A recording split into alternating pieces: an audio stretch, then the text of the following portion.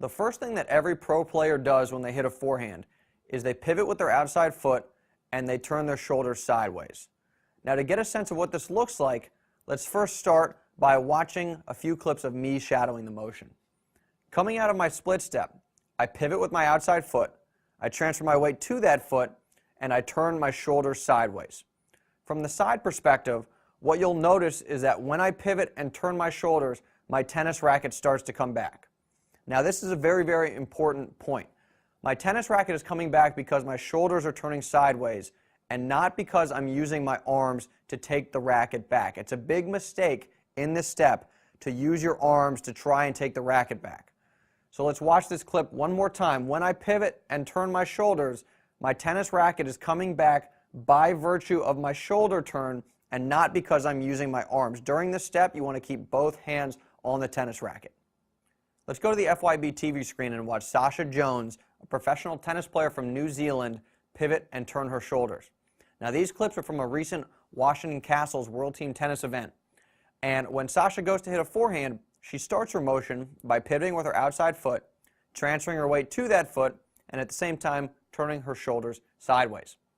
Now, from the back perspective, when she pivots and turns her shoulders, you can see that the tennis racket is starting to come back by virtue of that shoulder turn. The arms aren't taking the racket back. In fact, she's got both hands still on the tennis racket. So let's watch this one more time to really hammer the point home.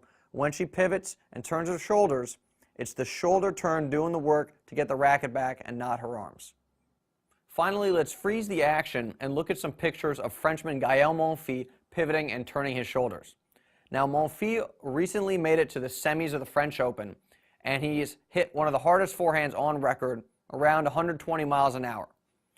Now, here we have Monfils hitting his split step. He's in the air, he's about to come down, and in this next shot, now we've got him pivoting and turning his shoulders. And if we zoom it in on his feet to start, you'll see that he's pivoted with his outside foot, and he's got his weight all on that foot. And let's move it up to his shoulders now, and you can see that he's turned his shoulders sideways. And then if we bring it back out, because his shoulders are sideways, the tennis racket has started to come back. Again, the shoulder turn brings the racket back, not the arms. Now, the other point I want to make is that the pivot and the shoulder turn need to happen at the same time. If you try and turn your shoulders without pivoting, you can try this at home now, it's harder to get your shoulders sideways if you don't pivot, because the pivot is going to open up your hips, and that's what makes it easy to get your shoulders all the way sideways. So the motion happens all at the same time, the pivot and the shoulder turn, and the shoulders are what bring the racket back and not your arms.